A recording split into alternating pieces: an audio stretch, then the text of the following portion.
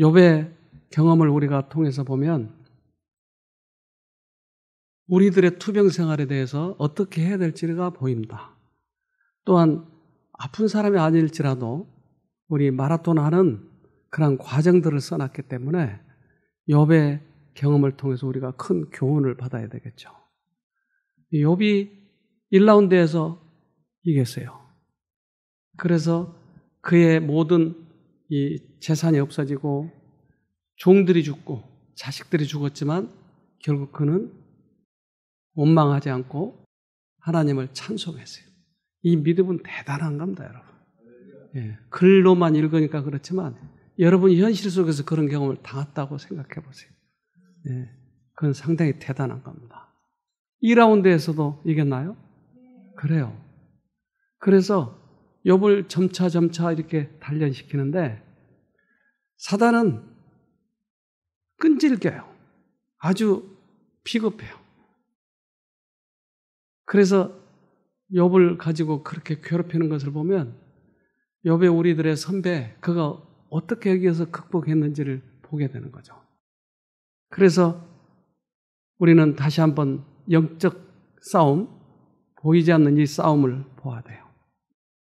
사단은 끊임없이 우리들에게 역사해요. 어떻게 역사하죠?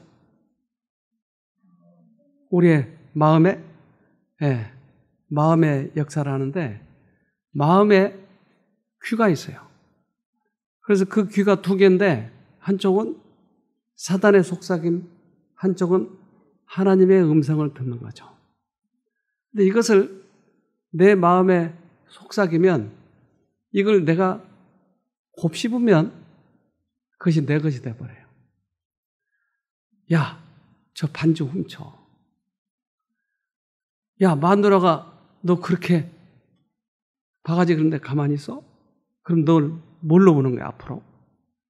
이런 말이 들어오면 이것을 그래, 곱씹으면 내 마음에 씨가 떨어져서 언제든지 자랄 기회를 가지고 있는 거예요. 양쪽에서 소리가 들릴 때 감정과 함께 들릴 때 우리는 더 분노하죠. 이것을 씨를 심으면 내 마음에 새겨진다고 하는 것이.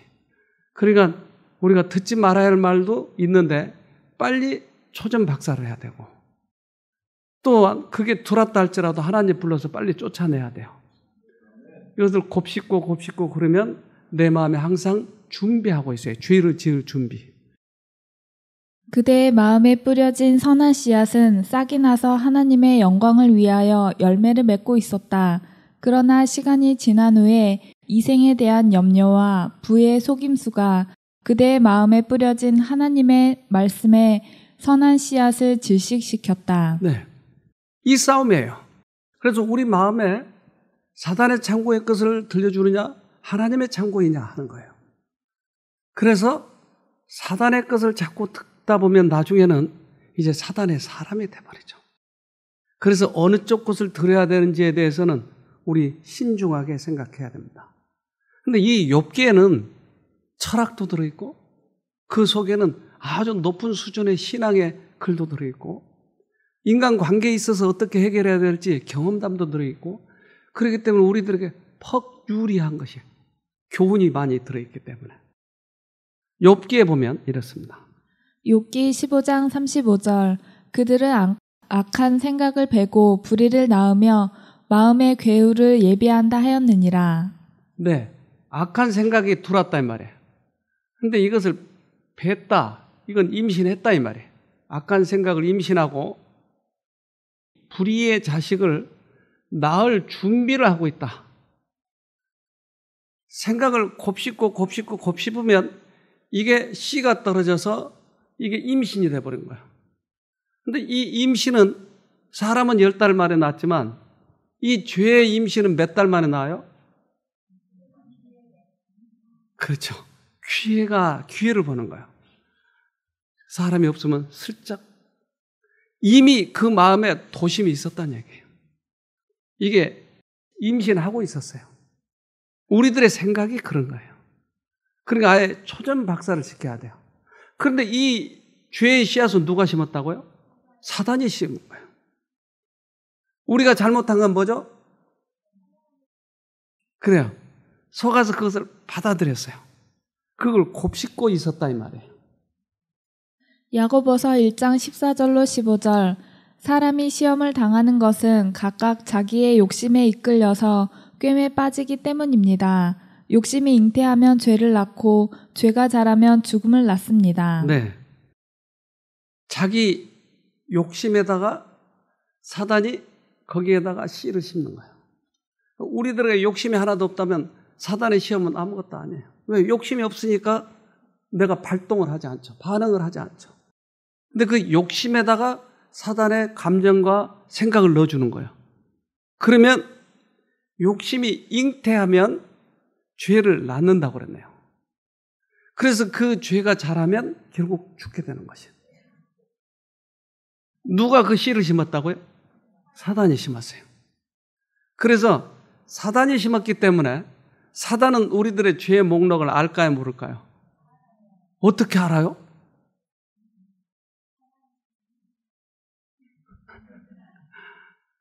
자기가 다 시켰잖아요. 그러니 우리들의 죄의 목록을 다 알고 있어요. 그러면 사단이 우리들의 죄의 목록을 다 알고 있으면 우리들을 쉽게 가지고 놀 수가 있어요. 어떻게? 가끔 죄에 대해서 회상하게 만드는 거예요. 너 이랬잖아. 어떤 사람은 몸서리치고 내가 그런 죄를 졌지. 죄책감. 더 깊이 빠지는 거예요. 그러니까 사단이 다 알고 있다고 하는 것, 사단이 나에게 넣어줬다고 하는 것을 우리가 알지 못하면 이게 선한 생각인 것처럼 착각하는 거예요. 그 죄가 자꾸 떠오를 때 나는 죽일 놈이야. 나 같으면 살아서 뭐해. 자기를 자학하는 것이에요. 사단은 그가 하나님의 백성을 유혹해서 범하게 한 죄악들에 대한 정확한 지식을 가지고 있다. 그는 저희의 죄로 인하여 그들이 하나님의 보호를 상실했다고 선언하고 자기가 그들을 멸할 권리를 가졌다고 주장하면서 그들을 대적하는 그의 비난이 옳다고 역설한다. 죄의 목록을 다 가지고 있으니까 그걸 지적하고 그럴 때마다 우리는 몸서리치는 거예요. 그것이 착한 것처럼 생각하게 하는 거예요. 그런데 그렇게 고통스러운 사람들에게 기쁜 소식이 있나요? 뭐가 있어요? 그 모든 죄값 때문에 돌아가셨다고 하는 것이에요. 나의 죄, 모든 사람의 죄. 그런데 꽤 선하다고 생각한 사람은 이 죄값은 내가 받아야 된다고 생각하는 거예요. 예수가 그 죄값을 받았다고 할지라도 그것은 나하고 관계가 없다고 하면서 신앙을 하는 거예요. 이것은 겸손한 것이 아니고 착한 것이 아니고 교만한 거예요. 그 죄값을 예수님이 지셨다고 하는 것을 받아들인 사람을 겸손하다고 하는 것이에요. 네. 갈라디아서 3장 13절 그리스도께서 우리를 위하여 저주를 받은 바 되사 율법의 저주에서 우리를 속량하셨으니 기록된 바 나무에 달린 자마다 저주 아래 있는 자라 하였음이니라. 누가 저주를 받아버렸어요? 예수가 저주를 받아버렸어요. 우리가 받아야 할 저주를 예수가 받으신 것이에요.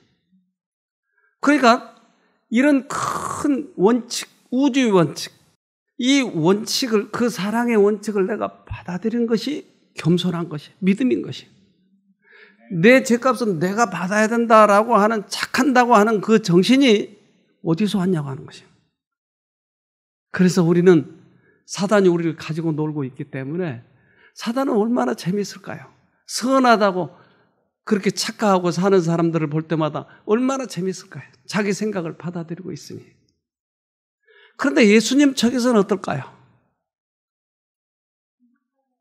그렇죠. 예수님께서 보면 그 사람이 너무나 안타까운 거예요. 내가 네 죄 때문에 죽었다. 아무리 그렇게 해도 안 믿고 있는 거야. 그래서 죄를 지은 사람을 볼 적마다 예수님은 안타깝고 속은 것 때문에, 그가 속은 것 때문에 예수님은 더 이 마음의 사랑이 그의 아픔이 있는 것이에요. 미국의 유명한 대통령이 있어요. 누군지 아세요? 케네디. 누가 죽였어요? 오스왈드가 죽였어요. 그래서 갑자기 방송이 됐어요. 그래서 케네디가 이 저격받는 장면, 이런 장면들이 막 TV에 나오는 거야. 그런데 갑자기 오스왈드 집에 형사가 찾아왔어요. 그 엄마에게. 당신 아들 이름이 오스왈드 맞습니까? 네, 맞아요. 그런데 그 오스왈드 어머니는 TV를 보면서 너무나 케네디를 사랑했어요. 난 우리 대통령이 너무나 좋아. 그런데 갑자기 저격을 당하니까 저놈은 죽여야 돼. 저 저격한 놈, 저놈이 누구야? 저놈을 죽여야 돼. 근데 형사가 찾아와서 자기 아들이 오스왈드 저격했다는 거예요. 엄마는 어떻게 할까요? 갑자기 오스왈드 그가 죽였다고요? 네. 무슨 사연이 있을 거예요. 그 아이에게 무슨 일이 있었을 거예요. 그 죽일 놈이라고 했던 그 엄마가 갑자기 아들을 옹호하는 거예요. 왜 그런 살인범을 옹호해요? 자기 자식이니까, 사랑하니까. 그래서 그 오스왈드 장례식에 그 어머니, 사랑은 어떻다고요? 잠언 10장 12절 미움은 다툼을 일으켜도 사랑은 모든 허물을 가리우느니라. 아, 사랑은 허물을 가려버리네요. 허물을 들춰낸 것이 아니고 허물을 가려버리네요. 오스왈드 어머니는 왜 갑자기 그 왼수 같은 놈을 무슨 사정이 있을 거예요 라고 이야기하느냐고요. 사랑은 모든 허물을 가려버렸어요. 예수님이 왜 우리 죄 때문에 돌아가셨어요? 사랑은 모든 허물을 가리우니까. 시편 103편 10절로 12절 그분은 우리의 죄값을 그대로 갚지 않으시며 우리가 저지른 잘못에 따라 처벌하지도 않으십니다. 하나님을 두려워하는 자에게 베푸시는 그분의 사랑은 땅에서 하늘이 높은 같이 높고 위대합니다. 동이 서에서 먼 것처럼 그분은 우리로부터 죄를 멀리 치우셨습니다. 네. 예수님은 우리 죄값 때문에 돌아가셨기 때문에 그에게 처벌하지 않는다. 내가 죽었으니까. 그래서 아무리 네 죄값을 내가 동에서부터 서까지 그렇게 먼 데까지 옮겨놨다고 할지라도 자꾸 인간들은 죄책감을 자기가 느끼는 것이에요. 동이 서에서 인간이 생각하는데 가장 먼 곳으로 옮겨버렸다 할지라도 자꾸 인간은 자기 죄값을 자기가 갚으려고 하는 것이에요. 그래서 용서라고 하는 것은 죄를 사단이 우리들에게 넣어줬기 때문에 그 사단에게 죄에 대한 값이 돌아가는 것이에요. 내가 죄값을 받는 것이 아니고 결국 사단이 우리를 가지고 놀았기 때문에 죄에 대한 벌은 사단에게 돌아가는 것이에요.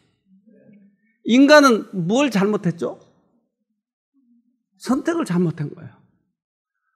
그러면 내가 네 죄값은 다 갚아버렸으니까 앞으로는 선택을 할 때는 사단을 선택하지 말고 나를 선택해.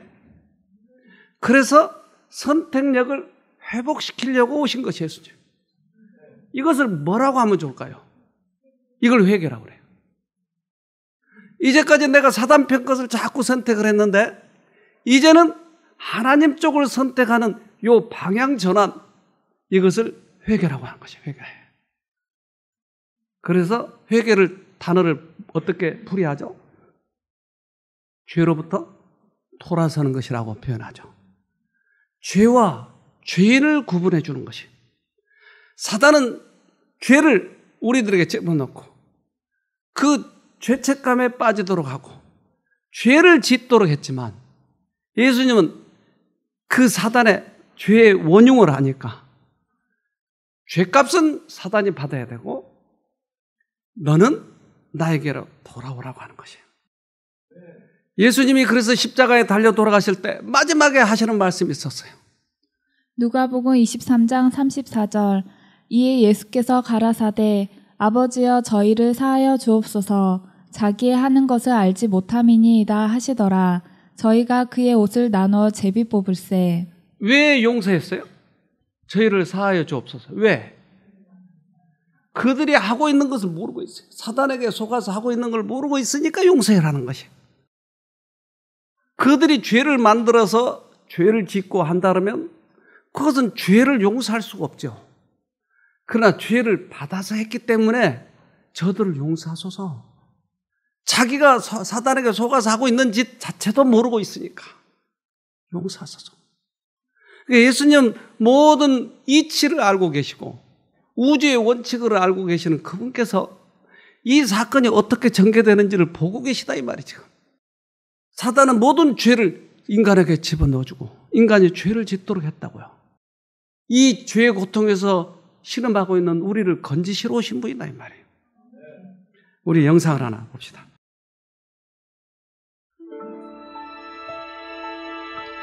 터키에서 지진이 발생한 직후 구조팀들은 폐허가 된 어떤 젊은 여성의 집 주변으로 생존자를 찾고 있었습니다. 그러던 중 폐허가 된 흙더미 속에서 웅크리고 있는 한 여성을 발견했습니다. 하지만 묻혀있는 그 여성의 자세가 이상했는데 마치 기도를 드리듯 무릎을 꿇고는 상체를 앞으로 기울인 모습이었습니다.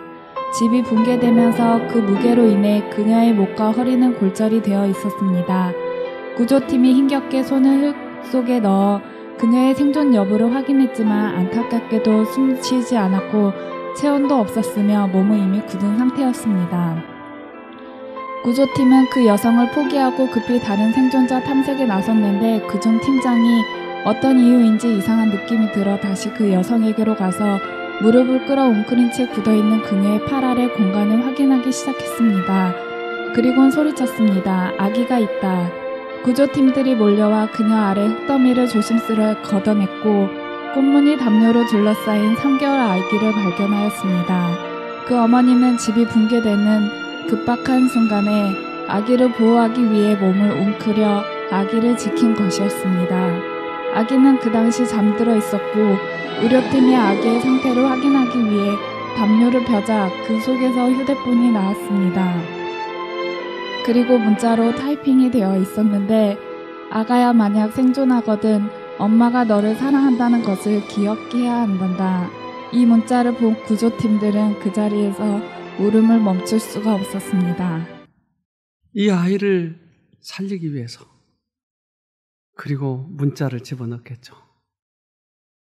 엄마가 너를 사랑한다는 것을 기억해야 된단다.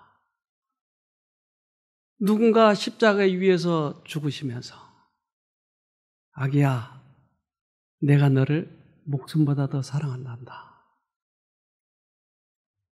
넣어놨을까요? 그러니까 사랑보다 더 큰 것이 뭐가 있겠어요? 근데 우리는 그 사랑을 모르기 때문에 많은 것을 오해하고 있어요. 예수님은 우리를 만드셨어요. 그분이 우리를 무엇으로 만들었다고요? 먼지, 흙, 이거 가지고 만들었어요. 인간은 흙이었어요, 원래. 흙이 인간이 된다고 하는 것은 굉장한, 이건 우리에게 주어진 최고의 특권이에요. 그래서 이 인간이 멋지게 행복하게 예수와 함께 살면 다시 인간이 하늘에 가서 또 다시 돼가지고 하늘에서 영원히 사는 거예요. 그런데 이 인간이 사단에 의해서 계속 놀아나고 거기서 빠져나오지 못하면 결국 흙으로 돌아가 버린 거예요. 흙으로 돌아간 것은 수치예요, 수치. 그래서 예수님은 우리들의 상태를 알아요. 어떻게 해서 인간이 됐는지. 그리고 지으실 때 천사보다 조금 못하게 지어놨어요. 여러 가지 이유가 있었겠죠. 그것을 알고 계신 주님께서 이렇게 말씀하세요. 시편 103편 13절로 14절. 마치 아버지가 그의 자녀들을 깊이 사랑하듯이 주는 그를 존경하는 자들을 깊이 사랑하십니다. 주는 우리가 어떻게 만들어졌는지를 아시며 우리가 한낱 먼지임을 기억하고 계십니다.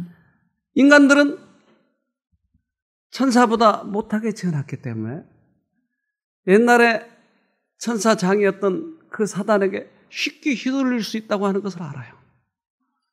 그러니까 우리들의 처지를 아신 그분께서는 우리가 사단에게 놀아나는 것, 이것을 불쌍히 여기시는 거예요. 그래서 하나님께 우리가 나의 마음을 드리는 그 사람들을 하늘에 데려가시기 위해서 우리를 더 사랑하신다고 이렇게 표현하시는 거예요. 그분은 무덤에 들어가셨어요. 왜 들어가셔요? 우리들 죄값 때문에. 그분은 부활하셨어요. 우리도 그리스도 안에서 죽으면 우리도 새 사람으로 될 수 있다고 하는 것이에요. 그리스도께서는 죄의 형벌을 지시고 무덤 속으로 들어가심으로 믿음 안에서 죽는 모든 사람들을 위하여 무덤을 밝게 하셨다. 그분께서는 돌아가심으로써 죄와 반역의 창시자에게 죄의 형벌, 곧 영원한 죽음을 선고하셨다. 네. 예수님은 죄값으로 돌아가셨어요. 우리들의 인간들의 죄값 때문에. 그러나 죄를 만들어낸 그 사단은 이제 영원히 끝날 것이에요. 심판날. 그래서 성소 제도가 그거였어요. 그래서 마지막 이 1년에 한 번씩 하는 그러한 성소 제도가 있었어요. 그날에는 염소 2마리를 택해가지고 하나님은 아사셀을 위한 염소, 또 하나는 하나님을 위한 것, 그리고 그 아사셀을 위한 염소는 광야로 영원히 떠나면서 이리들에게 가시들에게 찔리고 그러면서 죽어가는 것이에요. 즉 인간들에게 모든 죄를 가지고 온 그 염소, 그 사단은 결국 죄값으로 그가 벌을 받고 죽는 것이었어요. 완전히 없어져 버린 거죠. 그러니까 죄값은 예수가 다 받으셨어요. 우리가 받아야 할 것은 있어요, 없어요? 없어요. 그런데 신앙이 좋다고 하는 사람, 예수님을 만나본 경험이 없는 사람들은 이 죄를 자기가 안 지려고 노력해야 되고 죄값을 자기가 받아야 된다고 생각을 하는 것이에요. 그래서 다른 사람이 죄를 지는 거 보면 그의 이 마음에 미움이 있고 죄를 지적하고자 하는 마음이 있는 것이에요. 욥이 시험에 들었어요. 결국 욥은 그 예수님의 용서를 받아들이냐 아니냐 믿음을 보기 위한 것이었어요. 예수님을 결국 그는 비난하지 않고 예수님을 원망하지도 않고 그는 결국 주신 자도 여호와시오 취하신 자도 여호와시오 하면서 그 시험에서 이겨간 것이었어요. 이 문둥이라는 병이 있어요. 그런데 이 문둥병을 동방에서는 뭐라고 했냐면 동방에 알려진 모든 질병 중에 문둥병은 가장 무서운 병이었다. 그 불치성과 전염성, 그리고 그 병이 희생자에게 끼치는 끔찍스러운 결과 등은 가장 용기 있는 사람조차도 공포로 가득 차게 했다. 유대인들 간에 이 질병은 죄 때문에 받은 심판으로 여겨졌으므로 하나님의 치심 혹은 하나님의 손가락이라고 불려졌다. 네, 문둥병을 그들의 언어로, 그 나라의 언어로 뭐라고 그랬다고요? 하나님 손가락, 하나님의 치심. 그러니까 병이 생기면 누가 쳤다고요? 하나님이에요. 그들의 언어예요. 그러니까 그들의 이 국민들 사상이 병들면 누가 쳤다? 하나님이 쳤다. 그래서 여기 와서 상담하신 분들이 꽤 많은 사람들이 다 내 죄값 때문에 그렇지요, 뭐. 아주 착한 것 같지만 이것은 사실은 국민 전체가 속아 있는 것이에요. 하나님이 치셨다고요? 그럼 하나님 왜 믿어? 그렇잖아요. 하나님이 치신 분 같으면 뭐하러 쫓아다니면서 맞냐고요. 그런데도 신앙을 가졌다고 그런대요. 그렇다고. 근데 국민들 전체가 그래요. 꽤 많은 신앙인들 가운데 그렇게 이해하고 있어요. 지금도. 한두 분이 아니고 거의 대부분이에요. 그런데 지금 욥기에도 그 사상이 들어와 있는 것이에요. 죄와 죄의 모든 결과의 장본인인 사단은 사람들로 하여금 질병과 죽음은 죄 때문에 당하는 독단적인 형벌로서 하나님에게서 오는 것으로 생각하게 하였다. 그래서 큰 고통 혹은 큰 재난에 빠진 자들에게 다른 괴로움이 덮치게 될 때 그들은 큰 죄인으로 간주되었다. 네. 큰 원칙 속에서는 예수님이 우리 죄 때문에 돌아가셨다고 하는 온 우주의 원칙을 우리들에게 보여주시고 또 보여주시고 했는데도 우리들의 이 사상은 죄에 빠지거나 병에 들면 하나님이 치셨다라고 생각하게 하는 것이에요. 그러니 안 맞으려면 어떻게 해야 돼요? 네? 여러분 맞고 싶으세요? 안 맞으려고 그러면 어떻게 해야 돼요? 착한 척 해야죠. 선한 척 해야죠. 헌금을 많이 내야죠. 안 맞으려니까. 이것이 신앙이에요, 지금. 큰 원칙을 잃어버렸어요. 그래서 교회에서 선한 척, 율법을 지킨 척 하면, 야, 신앙이 좋다. 그래 놓고선 누가 병들면 지적을 하는 거예요. 저 사람 죄를 많이 져서 그래요. 옛말에 충마고우란 말이 있어요. 그래서 어렸을 때부터 같이 자라던 그 친구들, 특별히 신앙의 친구들, 오랫동안 신앙의 친구들을 해왔기 때문에 너냐 나냐 뭐 모를 것이 없이 다 아는 그런 친구들. 근데 그 친구들이 네가 죄를 지었기 때문에 이 죄값을 받는 거야 라고 얘기하는 거예요. 욥기 4장 7절로 9절 생각하여 보라 죄 없이 망한 자가 누구인가 정직한 자의 끊어짐이 어디에 있는가 내가 보건대 악을 밭갈고 독을 뿌리는 자는 그대로 거두나니 다 하나님의 입기운에 멸망하고 그 콧김에 사라지느니라. 욥의 친구들이 와서 신앙의 친구들이 와서 얘기하는 거야. 야, 너 빨리 회개해.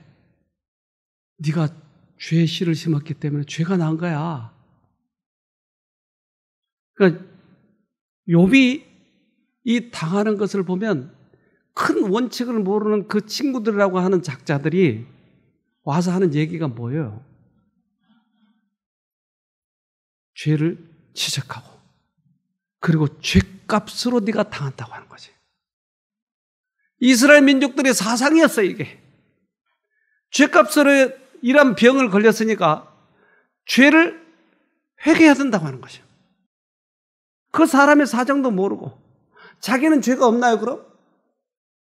더 많을 수도 있잖아요. 이게 욥을 가장 힘들게 만들었어요. 여기 한 아주머니가 오셨는데 이분이 우울증으로 들어오셨어요. 그런데 그 들어올 때 시누이하고 같이 들어왔어요. 근데 시누이하고 사이가 원래 잘 좋지 않죠? 네.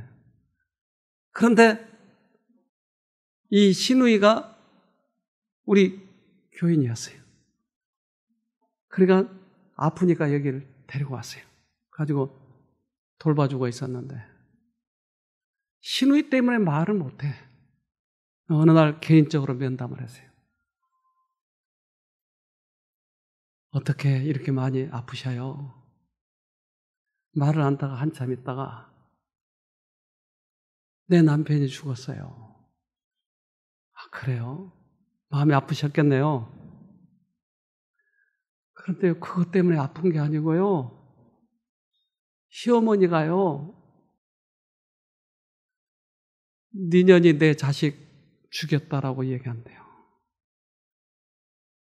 그러니까 이 여자는 갑자기 죄인이 된 거예요. 네가 네 남편 잡아먹어서. 그러니까 요즘 우리 말에도 남편이 죽은 그 부인을 뭐라고 부르죠? 미망인? 아직 안 죽은 여자? 그 말이네요. 죽어야 할 여자인데 안 죽었다는 거예요. 그러니까 우리 말 속에도 이것이 숨겨져 있어요. 그러니까 시어머니가 보면 네 남편 네가 잡아 죽였어. 잡아먹었어. 이것 때문에 미쳐버린 거예요. 그렇지 않아도 남편이 죽어서 서글프고 힘든데 시어머니까지 또 그런 거예요. 그래도 부인이 그렇게 잡아먹었죠? 어떻게 잡아먹었는지 잘 모르겠는데 이것 때문에 괴로운 거예요. 그러니 시누이가 왔는데 네 엄마 때문에 내가 이렇게 말할 수가 있어요? 그러니까 시누이 없는 때 나에게 고백을 한 거야. 그러니까 하도 이 얘기를 많이 들어서 시누이도 그런가 보다 하고 있는 거예요. 어느 날 만났어요, 시누이를. 그래서 이러한 문제에 대해서 쭉 얘기를 했더니 우리 어머니가 잘못하셨네요. 그리고는 욥기 강의를 그때 들었을 거예요, 아마 그분이. 그 우울증에서 확 벗어난 거예요. 내가 욥의 경험을 당하고 있군요.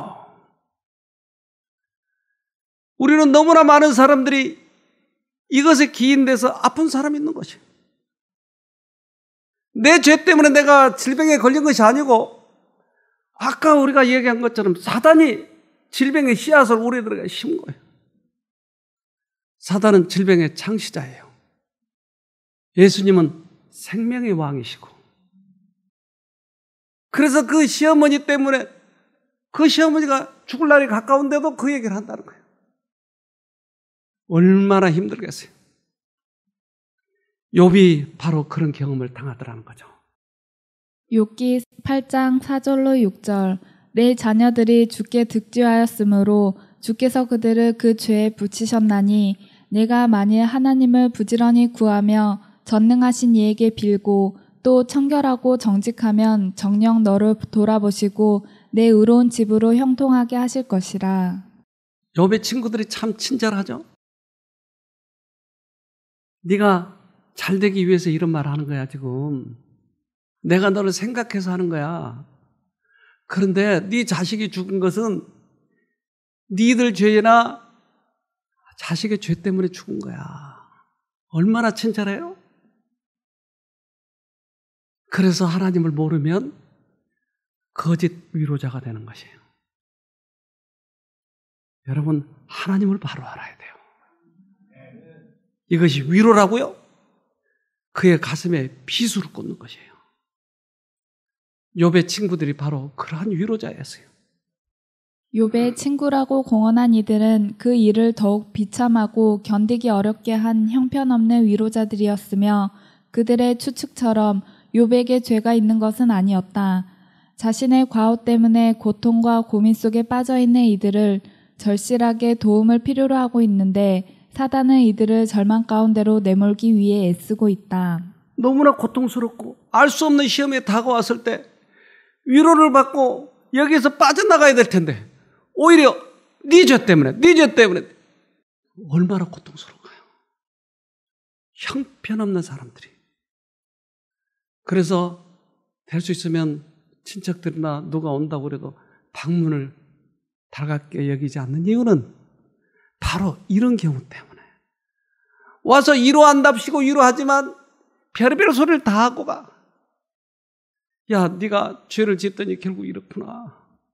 빨리 회개하라. 그리고 그 모습을 보고 이제 암 환자가 아파하는 건 사실이잖아요. 아유, 너 죽을 때가 다 됐나 보다. 그러니까 더 힘이 빠지는 거예요. 지금 용기를 가지고 여기서 벗어나 보려고 하는데 형편없는 위로자들이 가끔 병상에 와가지고 회개하시오! 회개야 병을 낳습니다. 그게 이제 회개 못한 것 때문에 더 고통스러운 거예요. 이것이 위로냐고요. 그가 듣고 싶어하는 말은 뭐예요? 야, 너를 지금 사단이 공격하는데 내가 기도해 줄게. 네가 용기를 내야 돼. 이겨야 돼. 위로를 듣고 싶은데 오히려 죄를 지적하고 가는 거예요.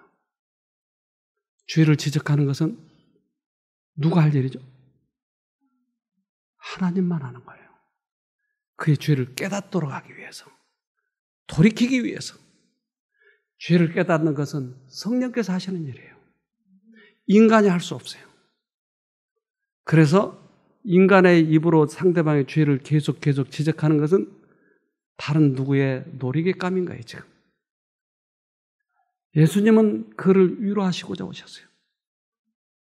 그래서 우리가 다른 사람의 죄를 지적하는 것은 많이 생각해 봐야 돼요. 그러나 가정 식구들은 괜찮죠. 남편은 지적해도 괜찮죠. 그렇죠? 부인의 죄는 깨닫게 해가지고 돌이켜놔야 되니까 남편이 지적하는 건 괜찮죠? 네? 어떻게 묵묵부답이세요? 된다는 거예요? 안 된다는 거예요? 네, 그래요. 이거 쉽게 우리가 범하는 죄예요, 이게. 내가 남편의 죄를 지금 지적하고 있다는 것은 나는 죄를 안 짓고 있다는 얘기예요. 그리고 남편보다 훨씬 내가 낫다는 얘기예요. 남편 또한 똑같아요. 우리는 쉽게 이 가정에서 이 일을 자행하고 있다는 얘기예요. 그래서 욥의 경우를 보면 얼마나 그 당한 사람이 힘들겠는가를 봐야 되겠죠. 가장 비참한 것은 죄책감 아래에서 고통당하고 있는 이의 상태이다. 그는 기절하여 비틀거리며 땅에 쓰러지는 사람과 같다. 자신을 의롭다고 생각하는 많은 사람은 허풍쟁이 위로자가 된다. 그들은 이러한 영혼들을 거칠게 다룬다. 모욕과 학대로 그들의 거친 마음을 나타내므로 그들은 사단이 즐겨 행하는 동일한 일을 행하고 있다. 네. 가장 비참한 것은 죄책감 아래서 고통당하고 있는 사람들이에요. 그들을 위로해 줘야 돼요. 그러한 짐을 지고 살아가니까 그들을 거기에서 벗겨줘야 돼요. 죄의 짐을 지고 산 사람을 오히려 더 죄의 짐을 눌러서 해야 되겠느냐고요. 죄책감으로 또 벗어나게 해주는 것. 그것이 우리들의 임무일진데 오히려 신앙이라고 하는 미명하에 그들의 죄를 더 지적하는 것이에요. 세상에는 질병과 고통과 불법이 편만해 있다. 각처에는 죄책감에 눌리고 구원의 가마의 부족으로 빈곤과 고통에서 죽어가는 많은 영혼들이 있다. 진리의 복음이 항상 그들 앞에 있지만은 그들에게 생명의 향기가 되어야 할 사람들이 죽음의 냄새가 됨으로 인해 그들은 멸망을 당하고 있다. 네, 질병과 고통 속에 죽어가는 사람 수없이 많은데 그들에게 향기가 되어야 할 이 복음이 오히려 저주가 되어서 되겠냐고요. 네 죄 때문에 네가 당하는 거야. 이 말을 해서야 되겠느냐고요. 그래서 우리는 고통 속에 있는 사람들에게 해야 할 말은 단 한 가지밖에 없어요. 뭐예요? 용기를 내세요. 예수님이 당신의 죄를 다 용서하셨어요. 그것 때문에 예수님이 오셨어요. 사람의 죄를 지적하고 싶은 욕망이 있는 것은 내가 죄에 관연돼 있기 때문에 그래요. 욥기 12장 2절로 3절. 너희만 참으로 사람이로구나. 너희가 죽으면 지혜도 죽겠구나. 나도 너희같이 총명이 있어 너희만 못하지 아니하니 그 같은 일을 누가 알지 못하겠느냐. 욥이 참다 못해서 한마디 하는 거예요. 너만 입이 있어 나도 입이 있어. 계속 공격하니까 못 참는 거죠. 그래서 우리들의 이 정신이 하나님께 고정되어 있지 않으면 인간적인 이 욕망이 폭발되어 버린 거예요. 나도 과부를 도왔어. 절뚝발에 발도 되었어. 고아도 도와줬다고 계속 이걸 서로 가지고 싸우는 거예요. 이거. 너만 착한 일이냐? 나도 착한 일이다. 못 견디겠으니까 이제. 네 자식이 네 죄 때문에, 네 자식 죄 때문에 죽었어. 계속 죄를 지적하고 있는 거예요. 욥이 참다 못해서 너만 착하냐? 나도 착해. 근데 욥이 잠깐 놓친 것이 뭐였어요? 누가 똑똑한가? 이거 지금 따지는 거죠? 누가 착하냐? 이거 따지는 겁니까? 이 세상에 착한 것은 모두 다 거의 다 사단 것일 수도 있어요. 우리는 하늘의 것을 가져와야 될 텐데 순간 흥분하면 사단 것을 갖다 쓰면서 착한 것처럼 착각해버리는 수도 있다 이 말이에요. 원수진 자에게 복수하기 위해 고민하는 것보다는 무고를 견디는 쪽이 훨씬 낫다. 증오와 복수의 정신은 원래 사단에게서 나온 것이다. 그러므로 그 정신을 품는 자에게는 불행이 초래될 뿐이다. 네. 하늘의 정신은 복수하는 것이 아니고 하나님 바라보고 참고 인내하는 것이죠. 근데 이것을 폭발한 것은 속아버린 거예요. 그러니까 그렇게 폭발하게 만든 장본인이 누구예요? 사단, 친구들이었어요. 그러니까 친구들의 죄와 욥의 죄를 나중에 하나님께서 판결을 해요. 그래서 친구들에게 정당치 못하다라고 얘기를 해요. 그러니까 사단의 사주를 받아서 계속 욥을 계속 공격하는 거와 욥은 견디다 못해서 지금 터져나온 것과 다르다라고 하는 것이에요. 우리 가정에서도 이것을 잘 적용해야 됩니다. 그래서 부부간에 서로 싸울 때 이걸 잘 적용해야 돼요. 싸울 때는 흥분이 돼가지고 이것이 잘 안 들리겠지만 그러나 욥의 경험을 좀 보도록 하십시다. 욥기 19장 20절 내 피부와 살이 뼈에 붙었고 남은 것은 겨우 이꺼풀 뿐이로구나. 얼마나 괴로웠으면 이것을 하소연할까. 내 살이 다 썩어버려서 그런데도 너 나를 공격하고 있냐. 자기가 너무나 고통스러운데 이렇게 계속 공격하니까 그들은 생각한답시고 이해하는 말이에요 지금. 그러나 그게 욥을 가장 괴롭게 한 것이었어요. 여러분 우리 형제들에게 어떻게 대하고 있는지 그래서 살펴봐야 되는 것이에요. 선이 이기는 하되 식견이 좁고 오직 외형적인 것만을 보는 형제 자매들이 제대로 알고 있지 못하는 일에 대해서도 돕겠다고 나설 수 있다. 네. 그것이 선이라고 생각되지만 결국은 그들에게는 얼마나 비수였는지. 근시안적이고 짧은 체험의 친구들은 그들의 좁은 시야로 타인의 구원과 관련하여 그리스도의 심령과 밀접한 조화를 이루고 있는 이의 감정을 이해할 수 없다. 네. 그래서 하나님과 연결된 사람들의 마음을 어떻게 관계없는 사람이 이해하겠느냐고요. 그러니까 자기 깐에 자기 신앙을 가지고 있는 것이에요. 이스라엘 백성들이 모두 다 하나님의 손가락이라고 그들은 이름을 지어놓은 것처럼 이것은 분명히 죄의 결과야. 자기가 지은 죄의 결과야 하고 죄를 지적하는 것이에요. 그래서 죄로부터 그들이 이제 구원하기 위한 선의의 판단일지 모르지만 그것은 큰 원칙과는 위배되는 것이에요. 하나님은 모든 죄값을 지셨어요. 모든 사람을 구원하고자 하는 것이에요. 그래서 이런 경험을 가진 사람이 좀 있을까요? 즉 하나님과의 관계를 갖기 위해 사는데 고통당한 사람도 있겠느냐 하는 거죠. 있을까요? 있죠. 여러분들이 잘 안 해봐서 잘 모를 거예요. 있지요. 요셉은 그의 덕성과 성실을 보존했기 때문에 중상과 핍박을 당하였다. 하나님의 택한 사자 다윗은 그의 악한 원수들에게 맹수처럼 사냥을 당하였다. 다니엘은 하나님께 대한 그의 충절에 진실하고 양보가 없었기 때문에 사자들의 굴 속에 던져졌다. 욥은 그의 세속적인 소유물을 박탈당하고 육체적으로 너무도 고통을 받았기 때문에 그의 친척과 친구들에게 멸시를 당했다. 그러나 그는 하나님께 대한 충성과 성실을 유지했다. 네. 우리들의 선배들이 많은 사람들이 그것 때문에 고통스러워했어요.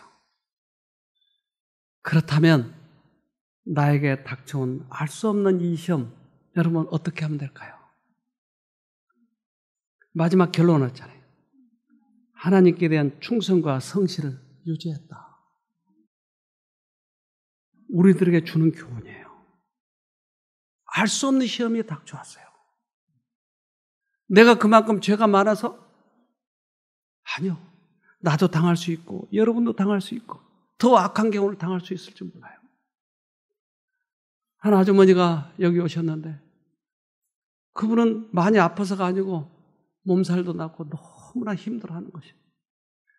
그러니까 이제 정신적으로 너무나 피폐해서 자기 딸이 입원했던 이곳에 와가지고 다시 쉬고 싶어서 하는 거예요. 그 딸은 암으로 죽었어요. 여기 왔다가 초창기 여기 왔다가 나갔어요. 나가가지고 어느 병원에 입원했었는데 거기서 죽었나 봐요. 네, 아들하고 딸 하나 있는데 아들은 평생 불구예요. 그래서 이 휠체어를 밀고 다녀야 돼요. 아빠가 언제나. 아들도 그렇지. 딸도 죽었지, 암으로.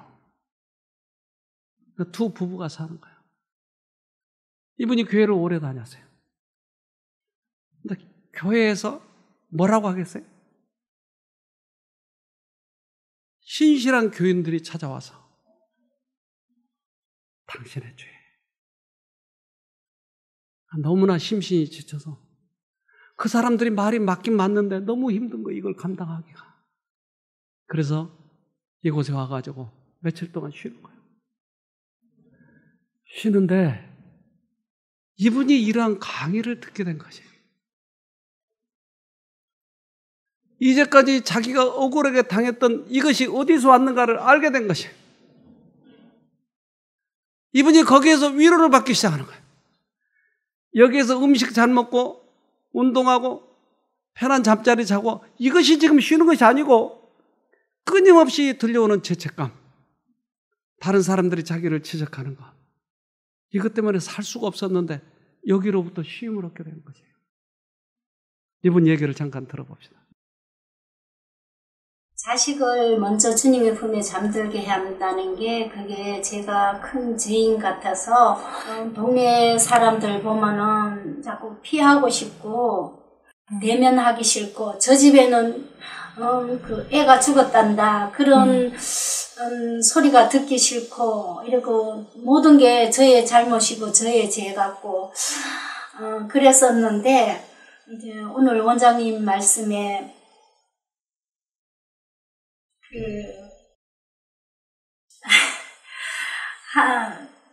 이제 그 원인을 알았어요.